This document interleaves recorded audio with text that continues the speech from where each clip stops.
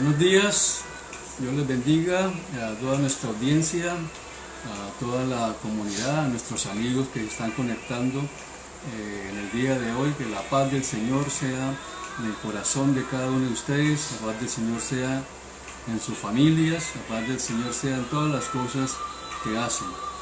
Ahora vamos a permitirle a Luisa que nos acompaña en esta mañana para que nos comparta un tiempo de la ofrenda. Bien, recuerde invitar a un amigo, invitar a los familiares a este tiempo, de un tiempo donde nuestra casa se convierte en un altar para Dios, en un templo para el Señor. Y de esta manera podemos acercar a la familia, a nuestros hijos, a familiares que nos estén acompañando para que puedan conocer y crecer en la palabra del Señor. Así que aproveche este tiempo, invite también, pase el CBI Israel a Instagram a otros amigos para que haga énfasis de a qué horas son nuestros servicios: los sábados a las 5, los domingos a las 10. Bienvenida, Luisa, un saludo especial. Les dejo con Luisa en estos momentos. Muchas gracias, pastor. Hola, bendiciones para todos. Muchas gracias por estar invitado hoy con nuestra casa, con Centro Bíblico Israel. Y vamos a tener un hermoso tiempo. Nuestros 10. Te invito a que abras tu Biblia en Deuteronomio capítulo 28, versículo 8. Deuteronomio capítulo 28, versículo 8. Y ahí donde estás, abre tu Biblia, busca y verás las consecuencias de la obediencia. Y el capítulo 28 sigue hasta las consecuencias de la desobediencia, pero hoy vamos a estar un poco aprendiendo acerca de lo que es la obediencia, de esa que tenemos que ser obedientes con la palabra y lo que Dios nos da. Entonces, leamos la palabra de Dios en Deuteronomio capítulo 28, versículo 8, y dice: Jehová te enviará su bendición sobre tu granero, sobre todo aquello en que pusieres tu mano, y te bendecirá en la tierra que Jehová tu Dios te da. La bendición de Dios es una consecuencia directamente proporcional a esa obediencia de la que nos habla la palabra de Dios. Será bendición en todo aquello que pusieres en tu mano. En estos momentos en tus manos tienes mucha bendición, pero también tienes mucha responsabilidad. Y la responsabilidad es que sepas manejar aquello que Dios ha entregado en tus manos. Y te invito rápidamente a Proverbios 10:4, lo puedes buscar más adelante, lo voy a ir leyendo. Dice: la mano del negligente empobrece, mas la mano de los diligentes enriquece. Debemos cuidar y saber manejar lo que Dios ha colocado en nuestras manos y ser diligentes con todo aquello que emprendemos en nuestra vida.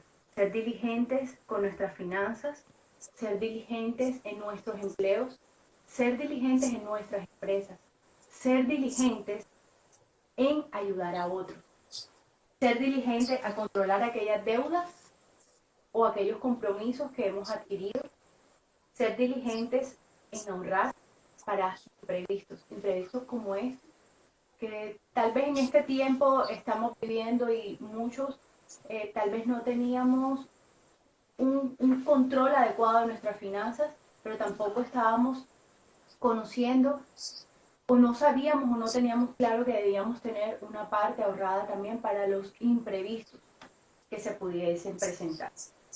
Y allí mismo en Proverbios 10, pero versículo 22 dice: la bendición de Jehová es la que enriquece y no añade tristeza. Sobre aquella economía o sobre aquellos emprendimientos, aquellas cosas que te ha tocado cambiar en este momento y que de pronto tú ves como tristeza, yo te invito a que lo veas como una oportunidad y como una manera de alegrarte, porque Dios ha colocado en tus manos bendición. Dios ha colocado en tus manos cosas en las que todo lo que tú toques, por ser obediente, prosperará. Todas esas personas que en estos momentos están alrededor de tu vida, alrededor de tu familia, alrededor de tus compañeros de trabajo, de hermanos de la iglesia, todas esas personas que están a tu alrededor son personas en las que tú les vas a transmitir esa bendición. pero tienes que ser alegre, tienes que hacerlo de una manera alegre, porque Dios nos da esa alegría. Solo nos las puede entregar Él, ¿sabes? Y en estos 3 cortos puntos que te quiero dar es: uno, la bendición de Dios nos la da a través de nuestra obediencia. 2, es ser diligentes en lo que Dios nos ha entregado. La obediencia es diligencia. Ser obediente es ser diligente. Y tercero, la bendición de Jehová es la que enriquece y no añade tristeza. No tienes por qué estar triste en estos momentos, tal vez de dificultad, en estos momentos en los que todo puede estar oscuro. Hoy te quiero decir que estés alegre. Estás alegre porque puedes tener de pronto estos momentos de restricción en tus empleos, tal vez no tengas los trabajos que tenías anteriormente o las diferentes entradas, pero has visto la mano de Dios en todo. Y en cuanto a la diligencia, también nos llama que seamos obedientes en nuestros diezmos, nuestras ofrendas, ser diligentes, entregar esa porción a nuestra iglesia, ser obedientes en entregarle esa parte de la cual tú has sido bendecido, en la que has podido también ser bendición para otros. Con esa ofrenda que entregamos, con estos diezmos que entregamos, también somos obedientes a la palabra de Dios, pero también somos de bendición para otros. Entonces, allí en los comentarios vamos a estar colocando el número de la cuenta, recordártelo. Muchas gracias por tu fidelidad, gracias porque a partir de esa fidelidad, de esa obediencia que has tenido en tu corazón, se ha podido continuar desarrollando pues con todo este ministerio. Muchas gracias. Gracias por todo. Entonces, te invito que allí donde estás, cierres tus ojos por un momento, ese diezmo, esa ofrenda, de una manera simbólica, lo levantes en tus manos y le des gracias a Dios. Gracias, Señor, por lo que nos has dado, gracias por lo que hemos recibido. Gracias, Señor, porque nos enseñas continuamente, Padre, a la importancia de la obediencia.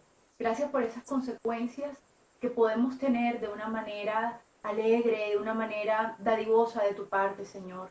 Padre, te pido por todas las familias que en estos momentos nos están viendo, Señor, y que están conectadas, Señor, y aún por los que no han podido conectarse por diferentes circunstancias. Quiero colocar en tus manos, Señor, cada una de las familias acá representadas, pero también su economía. Señor, danos creatividad, danos innovación, danos diligencia, Señor, en cada uno de los actos que emprendemos. Señor, ayúdanos a que el conocimiento que tengamos podamos impartirlo a otros. Gracias, Señor, porque a partir, Señor, de tu palabra nosotros podemos aprender en nuestra vida, Señor, muchas cosas que tú quieres enseñarnos, Señor. Gracias por todo. Te pido por aquellas personas, Señor, que en estos momentos pasan dificultades, situaciones difíciles, Señor. Tú nos abrirás las ventanas de los cielos y derramarás bendición sobre nosotros hasta que sobreabunde, Señor. Y confiamos y nos apegamos a la palabra, Señor, que tú nos has dado. Gracias, Señor, por mis hermanos. Gracias por las personas que están conectadas. Gracias por cada una de las familias aquí representadas, Señor. Gracias por nuestras autoridades. Gracias por nuestro pastor. Gracias por nuestro presidente. Y gracias por aquellas personas, Señor, que tú has colocado como cabeza, Señor, y que están ejerciendo, Señor, un mandato, Señor, sobre nuestra ciudad, Padre, y sabemos que tú lo guiarás, Señor, y tú estarás, Señor, acompañando esta ciudad, y pronto, Señor, esta situación saldremos de ella, pero en victoria, Señor. Sabremos que hemos aprendido muchas cosas, Señor, y hemos confiado y hemos visto en nuestras vidas. En el nombre de Jesús, amén. Gracias por conectarte. Continuamos con el pastor. Muchas bendiciones. Gracias, Luisa, por esa palabra de fe para poder crecer en la parte financiera con el Señor. Dios te bendiga. Amén. Bien. Hoy vamos a compartir un tema especial. El título es Las finanzas y el reino. Saben, en este tiempo de crisis, las empresas están cerrando, algunos han perdido sus empleos y es bueno recordar cómo funcionan los principios del reino de los cielos en todos los tiempos, cuando hay estabilidad y cuando hay circunstancias difíciles. ¿Sabe? Los hombres pueden estar en crisis, pero Dios nunca está en crisis. Entonces, vamos a ver a través de la Escritura qué pasó con Israel y cómo fue el actuar de Dios.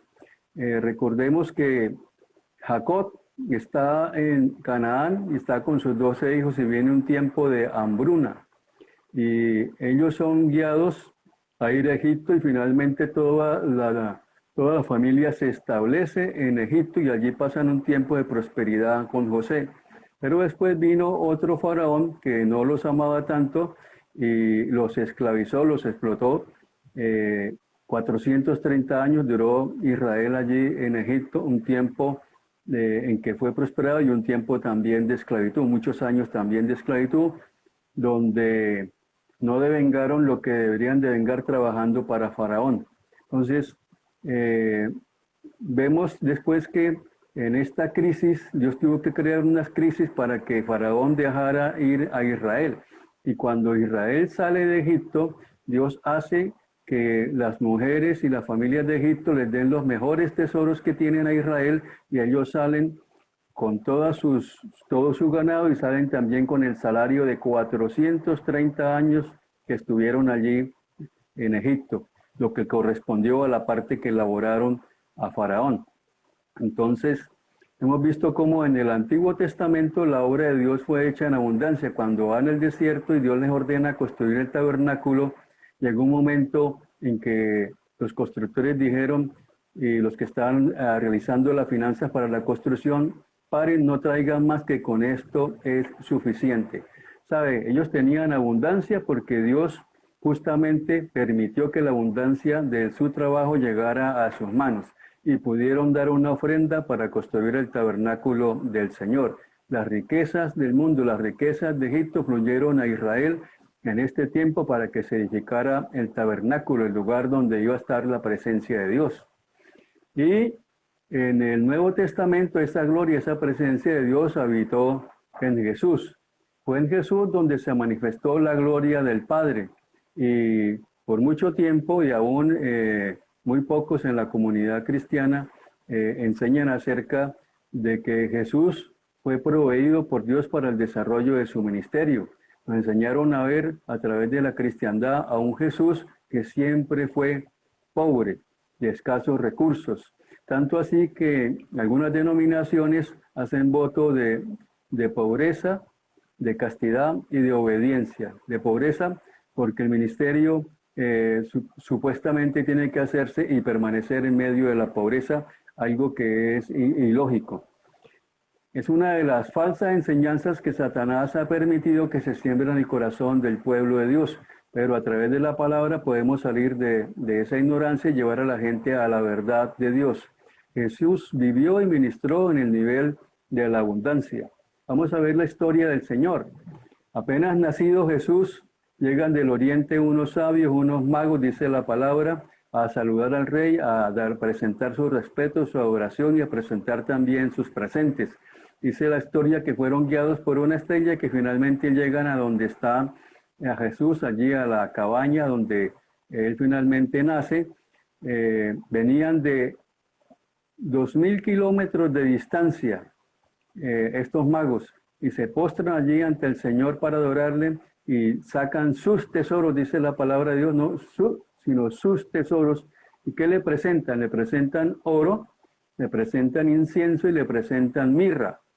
Y vea, el oro es símbolo de la realeza de los reyes y eso le presentaron a Jesús. Y no creemos que hubieran caminado 2000 kilómetros para, como es costumbre en estos tiempos, en estas culturas, regalarle a un niño cuando nace una cadenita de oro o regalarle 2 gramitos de incienso y un poquito de mirra. No, eran supuestamente unos sabios, venían de muy lejos, no venían los 3, venían con gente más a su disposición en caravana y traían tesoros considerables. Así que le dieron oro a Jesús porque era símbolo de la realeza. El oro en aquellos tiempos era más escaso, más difícil de extraer que en estos tiempos, y este oro y también el incienso y la mirra eran especies muy costosas que se podían comerciar. Así que con el oro ellos podían también sufragar los gastos cuando están allí en Belén. la inteligencia del reino de los cielos le dice a José que por favor se fuera a Egipto porque iban a venir a matar al niño, los iban a perseguir para matarlos. Y entonces ellos van a Egipto y para eso necesitan dinero. Después cuando regresan también necesitan dinero. Así que Dios se encargó a través de los sabios de proveerle una provisión especial para el nacimiento, para el desarrollo de la niñez y la juventud y el ministerio de Jesús. Más tarde Dios respaldaría su ministerio también con las ofrendas del pueblo. El incienso era una sustancia aromática costosísima, se obtenía de los árboles, se quemaba de día y noche en el templo y el incienso simboliza la oración de los santos en aquel tiempo y simboliza la oración de los santos en este tiempo y simboliza el ministerio intercesor de Jesús desde que está a la diestra del Padre por nosotros. También con el incienso se ungían con otros aceites a los sacerdotes y el incienso era usado como una ofrenda de gratitud a Dios. ¿Por qué hoy en las iglesias, las comunidades cristianas no se usa el incienso? Porque a través de la tradición el incienso se utilizó, se malversó. O sea, conocimos solo el incienso cuando una persona se moría. Yo recuerdo de niño que me daba un terror ir a una ceremonia de esas, con esas liturgias tan terroríficas y con ese olor a ese incienso. Entonces nosotros relacionamos el incienso con la muerte. Cuando olemos incienso, eso nos recuerda es la muerte y es algo que nadie quiere tener en el presente, ni por memoria, ni por recuerdo de nada. Entonces, el incienso hoy en día también se puede usar para adorar al Señor en los templos. Era parte de la liturgia del templo de Israel en los tiempos de Jesús y antes de Jesús. Los sacerdotes lo ofrecían como un olor fragante de gratitud por cosas que el Señor había hecho a favor del pueblo.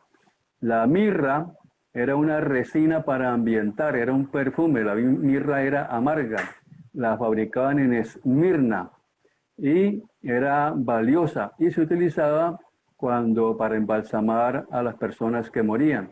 En la muerte de Jesús, dice la palabra, José de Arimatea usó 100 libros de mirra, dice la historia, para embalsamar el cuerpo de Jesús.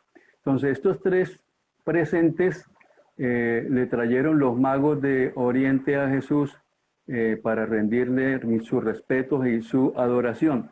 Y entonces a Jesús, como dimos anteriormente, le trajeron suficiente oro para el desarrollo de su niñez, desarrollo de su adolescencia y también para aportar en el ministerio de Jesús. Estos magos venían de 2000 kilómetros de distancia y esto fue algo profetizado 1000 años del nacimiento de Jesús. En el Salmo 72:10 se habla acerca de estas cosas. Vamos a leer esta escritura del Salmo 72, versículo 10 dice: los reyes de Tarsis y de las costas traerán presentes. Los reyes de Saba y de Seba ofrecerán dones. Todos los reyes se postrarán delante de él. Todas las naciones le servirán. Están hablando del reinado justo del Mesías, el tiempo que ya está muy cercano al tiempo del milenio. Y el versículo 15 dice: vivirá y se le dará del oro de Saba, y se orará por él continuamente. Todo el día se le bendecirá. Bueno, eso no solamente es en los tiempos del milenio, sino ya en este tiempo después de Jesús, de su muerte, resurrección y de todo el desarrollo del ministerio de los apóstoles, se ha bendecido y se bendice el nombre del Señor todos los días y se le rinde adoración y respeto. Así que eso tiene cumplimiento en este tiempo. En todas las naciones se ora en el nombre del Señor. Y así que en este tiempo también, como los Reyes Magos llevaron todos sus presentes, también nosotros debemos honrar al Señor con nuestros presentes, la ofrenda, el diezmo, las primicias, los votos, son presentes de gratitud que hacemos al Señor. Durante su ministerio Jesús alimentó a su equipo de 12 apóstoles. Ellos dejaron sus trabajos para dedicarse a estar con el Señor. Y aparte de este grupo, había un grupo de 70 personas más que se dedicaron al ministerio del Señor. En total eran 82 personas que dependían del tesoro del Señor, de la finanza de Jesús. También habían personas, un grupo de mujeres importantes que le seguían y le servían de sus bienes. En el libro de Lucas, capítulo 8, versículo 3, dice la escritura que María Magdalena, Juana, la esposa de Chuza, intendente de Herodes, y Susana le servían, y otras muchas mujeres le servían de sus dones, de lo que tenían, de su tesoro, para apoyar el ministerio de Jesús. Y esto que vemos no es el cuadro de un Jesús pobre y necesitado, es el Hijo de Dios que recibe la provisión divina de parte del Padre para que desarrollara su ministerio con recursos ilimitados del cielo y así pudiera cumplir la obra que el Padre le había encomendado. Las riquezas de los magos de Oriente vinieron a sus manos. La casa de Herodes también fluía con dinero a través de Juana. Y muchas mujeres también colaboraron financieramente para el ministerio de Jesús. ¿Sabes? Satanás por 2000 años mantuvo la historia de Jesús necesitado, el Jesús pobretón, y la palabra de Dios dice lo contrario. Dice que Jesús tenía recursos ilimitados para el desarrollo de su ministerio. ¿Sabe? Hoy tener una comunidad con 12 pastores todo el tiempo, eso cuesta dinero. Y hay otras personas que están también en administración, así que eso cuesta dinero, hay que tener recursos para eso. Al relatar la crucifixión, Juan insiste en que los soldados romanos se reparten en 4 partes la ropa de Jesús y la túnica de Jesús la rifaron para no dividirla. Esta era una túnica de una sola costura, era una túnica que era costosa en aquellos tiempos. Así que Jesús no vestía con harapos, no vestía pobremente, dignamente, como dice la Escritura, el lino fino era para los hijos de Dios. Y el apóstol Pablo también, en 2 Timoteo 4:13, dentro del desarrollo de su ministerio, pasó tiempos de abundancia, tiempos de escasez. En un momento indicado le dice a Timoteo, ve a Troas, Timoteo, y tráeme los libros, los pergaminos y la capa que dejé allá. Los libros y pergaminos en aquel tiempo eran algo costoso. Y de seguro esta capa también tenía un buen precio porque se afana en que Timoteo le traiga esta capa que para él era muy valiosa. ¿Sabe? Jesús hizo la obra de Dios con abundancia. Pablo también tuvo un momento en que trabajó, pero después las iglesias que él levantó enviaban sus ofrendas para mantener el ministerio de Pablo. Y eso quiere decir que tuvo lo necesario para el desarrollo de su ministerio. ¿Cómo tener abundancia? Es la pregunta. Entonces tenemos que escudriñar la Escritura para encontrar allí los secretos, los misterios de cómo fluyen las finanzas a la gente que quiere servir al Señor. ¿Cuáles son los principios que debemos colocar en práctica para estas leyes de prosperidad? Número 1, debemos empezar a sembrar. Cada vez que tenga usted oportunidad, siembre. ¿Sabe? La Biblia dice que debemos ayudar al huérfano, al menesteroso, a la viuda, a nuestros hermanos en la fe y apoyar la extensión del ministerio. Y cada momento que uno tenga oportunidad de sembrar en estas áreas, puede hacerlo. ¿Sabe? ¿Quiénes son los menesterosos? Hay mucha gente que está en las calles pidiendo una colaboración. Siempre aparte un dinero para ellos, si van en el auto, lleven sus monedas para darles algo, ayudarles, colaborarles. Si van a casa, también poder colaborarles con ellos, porque por la salud de todos, para que si 20 personas le dan 1,000, 2,000 pesos a alguien, esa persona va a tener su diario y no va a tener que estar robando o atracando a otro, causando males y causando ese daño ella misma. Por eso es necesario. Jesús dijo, siempre habrán menesterosos en medio de nosotros. Así que poco a poco todos le solucionamos el día a una persona que está en esta circunstancia. Si usted es un empresario, es un ministro, un profesional o una ama de casa, todos tenemos sueños pequeños, sueños medianos y sueños grandes. Y cuando practicamos el principio de la siembra, de dar en abundancia, ¿sabe? Dios permite que haya provisión del reino de los cielos para que nuestros sueños puedan llegar a cumplirse y hacerse una realidad. Si el sueño suyo es un sueño grande, entonces Dios le dará también finanzas grandes, no le va a dar sueño grande con finanzas de enano. Pero antes tú tienes que haber estado practicando el sembrar con abundancia. Satúrese de la palabra de Dios. Dios le mostrará la verdad y le dará gracia para obedecer, valor para sembrar y habilidad para cosechar en abundancia. ¿Sabe? La Escritura dice que Jesús se fue al cielo, pero antes dijo, yo edificaré mi iglesia. ¿Sabe? La iglesia es el templo de Dios, la habitación del Espíritu Santo. Usamos un templo, un lugar de edificación para reunirnos, pero realmente la iglesia somos nosotros, así que no dependemos de un templo, dependemos de hacer comunidad. Y hacemos comunidad a través de las relaciones, de la comunicación, a través de estos medios de comunicación, de estos medios. Y hoy la obra de Dios no es el tabernáculo, somos nosotros. Es poder ir y sembrar la palabra de Dios a las naciones. Y para ir a sembrar la palabra de Dios a las naciones se necesitan recursos, se necesitan imprentas para producir Biblias, se necesitan traductores, se han traducido Biblias a más de 2.000 idiomas.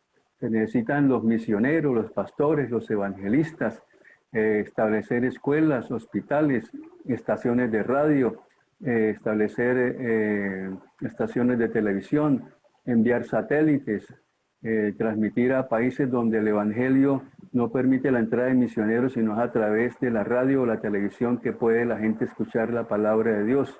También se necesitan comprar terrenos, se necesitan edificios, se necesitan construir capillas, grabar CDs, hacer memorias, se necesitan equipos de sonido, toneladas de papelería, librerías, orfanatos, comedores.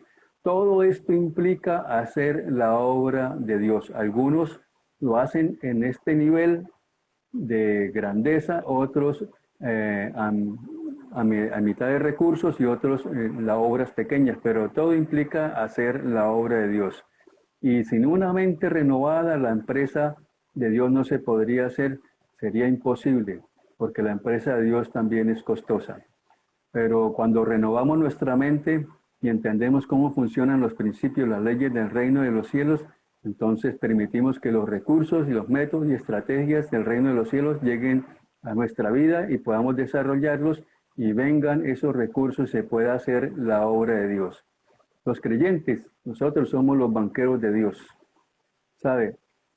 Con su trabajo, con su profesión, con su negocio, con su empresa, los creyentes traen el dinero del mundo para sembrarlo en extender el reino de los cielos. Nosotros sabemos la historia de Colgate-Palmolive, que fue un niño que llegó a una ciudad de Estados Unidos sin nada y recibió una iluminación de parte de Dios de hacer jabón y fue perfeccionando el hacer jabón. Después terminó haciendo las cremas dentales, su nombre Colgate, y él daba el 10%, escuchó el principio del diezmo y comenzó a sembrar el 10 y se fue preguntando, si esto resulta con el 10, ¿qué tal si yo le doy el 20 al Señor? Y le dio el 20 y las cosas funcionaron. Le alcanzaba con el 80 para hacer de todo y decidió darle el 30 hasta que terminó dándole el 90 al Señor y él viviendo con el 10. Con el 10 le alcanzaba para vivir y el 90% lo invirtió en el reino de los cielos. Fue un banquero de Dios. Los recursos que Dios le dio los usó para el reino de los cielos. ¿Sabe? Dios está buscando corazones como el de Colgate. Tal vez usted dirá, pero ¿cómo empiezo? Empiece por lo pequeño, que Dios ahora, Dios conoce el corazón y si usted tiene el corazón perfecto como el de Colgate, Dios abrirá puertas de negocios, de oportunidades para que sus finanzas sigan incrementando y usted siga bendiciendo la extensión del reino de los cielos. De esta manera estamos despojando a Egipto. Quizás su jefe, el socio, los clientes son ateos o indiferentes a las cosas de Dios, pero cada vez que recibimos dinero a través del desarrollo de la profesión, de las empresas, del negocio, y viene de gente que no es creyente, y lo invertimos en el reino de los cielos, estamos logrando que Satanás pague para que su reino sea también destruido. Están viniendo las finanzas al reino de los cielos. Y, ¿sabe? Esto funcionó en el Antiguo Testamento y funcionó también para Jesús. Y también funciona para Jesús en este tiempo. Así que la palabra de Dios nos revela estas verdades. El que siembra escasamente, escasamente recibe. Y el que siembra abundantemente, abundantemente recibe. Son principios sencillos, ahí están expuestos en la palabra de Dios. Unos lo saben, lo practican y reciben las bendiciones. Otros los desconocen, otros lo saben, pero no los practican en la intensidad que Dios desearía para ser los banqueros del reino y reciben solo en proporción a lo que siembra. Pero si usted comienza a hacer la práctica continua, va a ver la gloria de Dios y va a haber aumento de ingresos en la profesión que usted desarrolla, en el negocio que usted hace, y Dios se va a glorificar de tal manera que con lo que le queda a usted le va a cubrir todos los gastos y va también a sembrar en el reino de Dios para que esta empresa de Dios pueda llegar a muchos lugares. Es el deseo de Dios que su reino se extienda por todo el mundo. ¿Sabe? La iglesia de Jesús es la empresa de Dios y es la empresa más grande que hay en este planeta, más grande que las grandes corporaciones, las grandes multinacionales que hay en el mundo, como la Coca-Cola, la General Electric, Microsoft, también como Toyota, como la Ford, como Intel, como IBM, Mercedes, como la Banca Mundial. Todas estas son empresas menores en comparación con la empresa de Dios.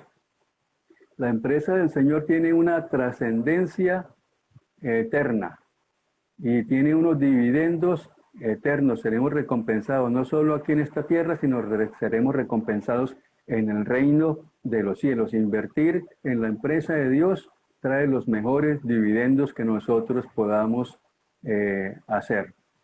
Jesús dijo: haceos tesoros en el cielo donde ni la polilla ni el orín corrompen, donde ni ladrones pueden hurtar ni robar.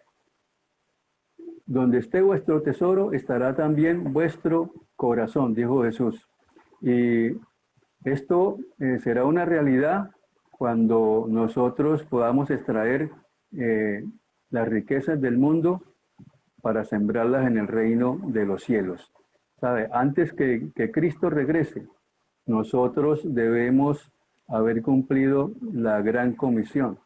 Dice en Mateo 24:14, y será predicado este evangelio del reino en todo el mundo para testimonio a todas las naciones, y entonces vendrá el fin.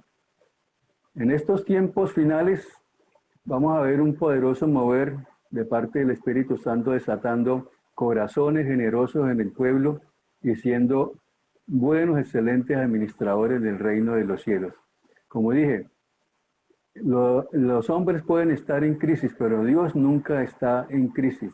Dios va a permitir que en este tiempo de crisis, Él, sobrenaturalmente, de fuentes inesperadas, vengan contratos, vengan negocios nuevos, vengan oportunidades para que los fieles sean los que administren la banca divina.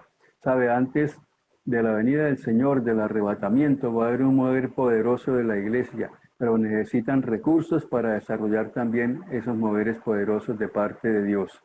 De que la obra se lleve a donde nunca se ha llevado, de que haya televisión donde nunca la ha habido, de que hayan emisoras donde nunca se han establecido.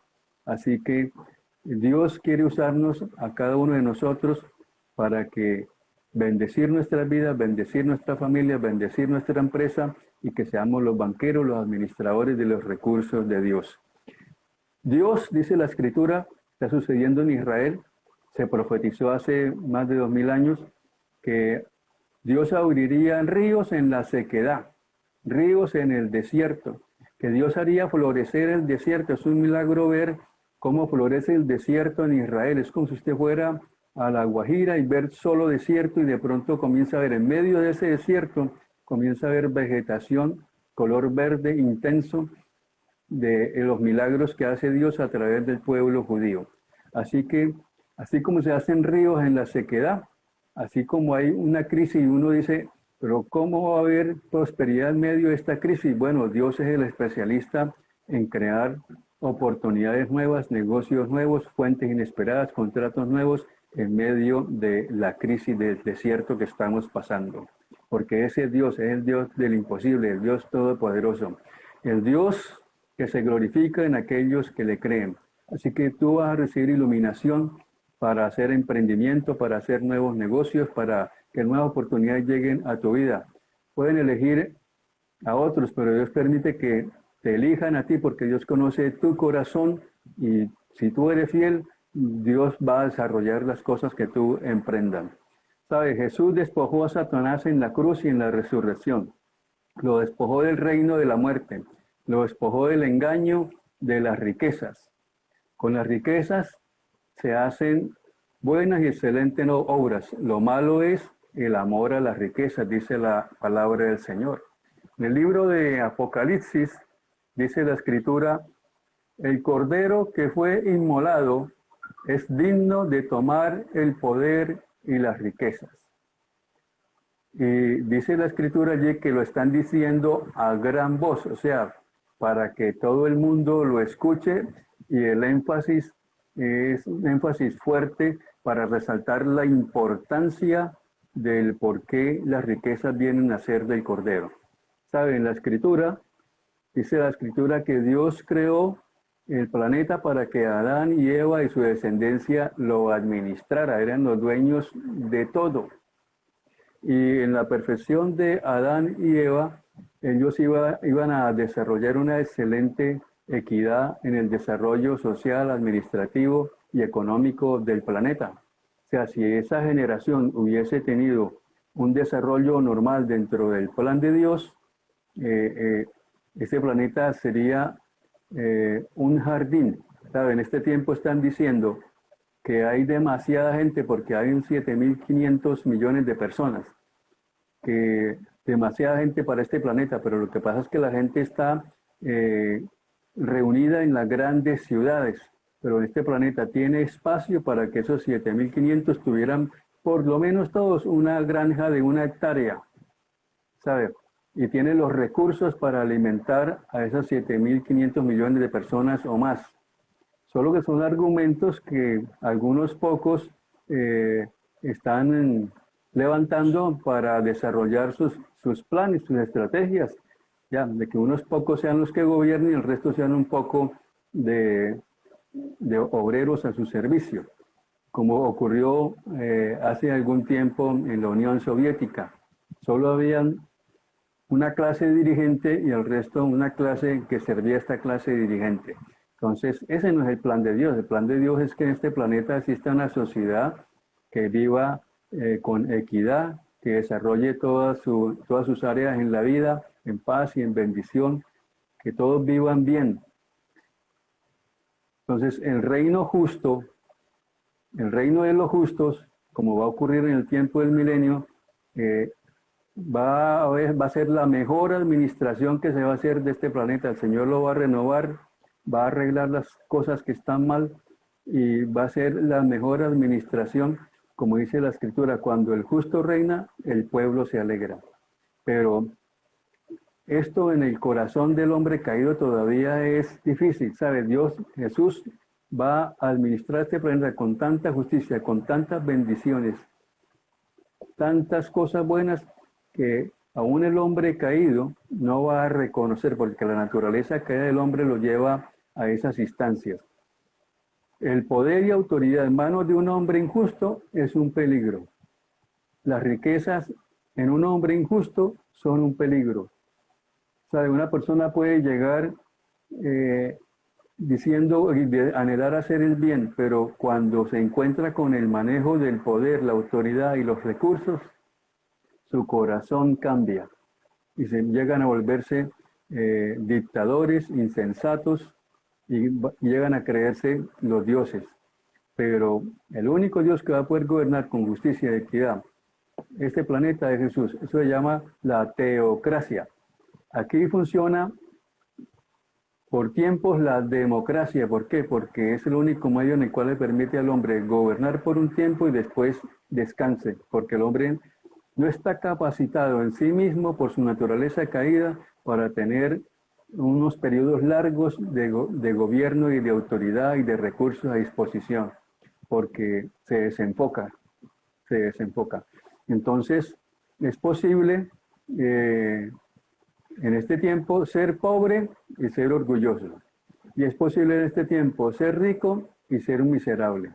¿Sabe? En el libro Apocalipsis hay una iglesia la cual se vanagloria de sus riquezas.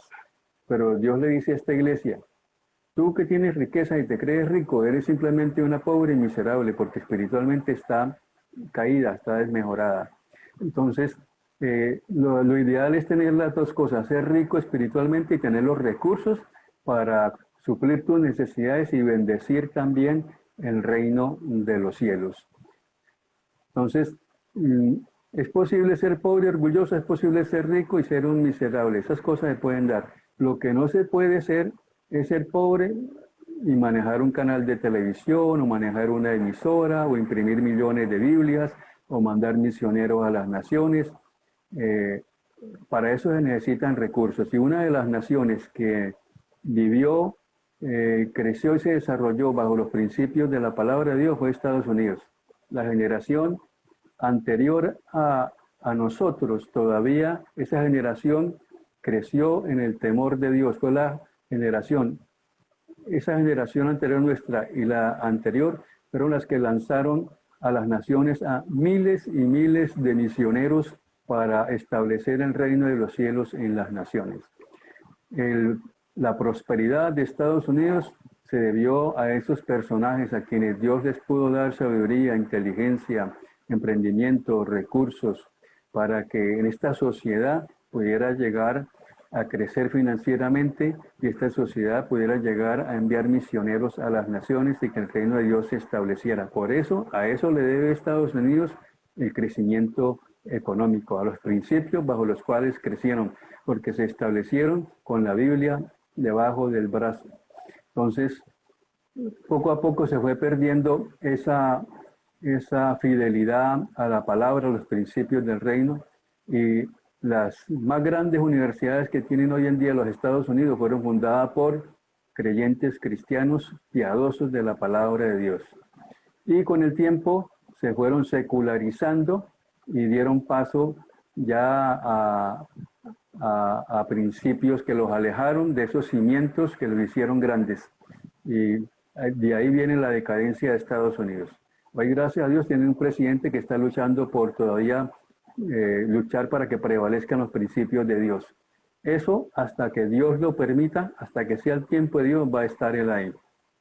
¿Sabe? Hay gente que está en su contra, pero Dios va a permitir que él esté ahí hasta que sea el tiempo de Dios. Así que oremos para que prevalezca la palabra de Dios. Aquí en Colombia también tenemos que orar. Tenemos algunos senadores que están en el Senado, pero tenemos que orar que ellos puedan influenciar sobre otras personas y se fortalezca el ministerio de la palabra en toda la nación, en aquellos que dirigen la nación.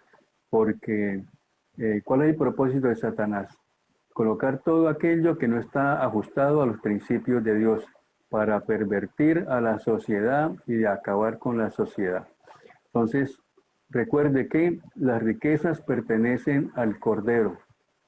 Él quiere canalizar a sus hijos en la tierra para que hagan su obra. Dios quiere que usted sea administrador de los recursos de Dios. Y para eso tenemos que renovar nuestra mente con la verdad. Practiquemos las leyes de la prosperidad y Egipto, el sistema, será despojado para llenar tus graneros y los de la comunidad para hacer la obra de Dios y que todos podamos cumplir con la gran comisión. Entonces, Dios quiere hacerte un instrumento en sus manos para que las finanzas bendigan tu familia y bendigan el reino de los cielos y podamos crecer en extender la obra de Dios. Damos gracias a Dios por esta mañana. Recordamos el día lunes nuestra escuela teológica, el día miércoles nuestros seminarios de últimos tiempos. Tenemos también seminario de paternidad, tenemos 20 discípulos en seminario de paternidad en Villa Contreras, y los sábados a las 5, servicio de jóvenes. Que Dios les bendiga, Dios les guarde. Recuerde, sea fiel, que Dios te pondrá en alto. Dios les bendiga, paz y bendición.